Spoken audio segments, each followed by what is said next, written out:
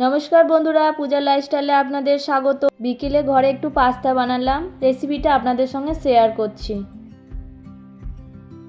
প্রথমে কড়াইয়ে তেল গরম করে সর্ষে ফোড়ন দিয়ে দিলাম, তারপরে কাঁচা লঙ্কা একটু নেড়ে তারপরে একটু বড় বড় করে পেঁয়াজ কাটাটা দিয়ে দিলাম।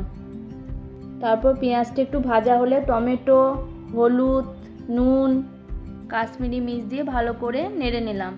সিদ্ধ পাস্তাটা দিয়ে দিলাম। তারপর একটু ভালো করে নেড়ে টমেটো সস, সোয়া সস দিয়ে ভালো করে পাস্তাটা নাড়লাম। তারপরে পাস্তা মশলা দেওয়ার পরে একটু ভালো করে নেড়ে আমার পাস্তা রেডি। এভাবে পাস্তা বানালে পাস্তাটা খেতে খুবই ভালো লাগে। এভাবে বাড়িতে বানিয়ে খেয়ে দেখতে পারেন। Thank you for watching my video.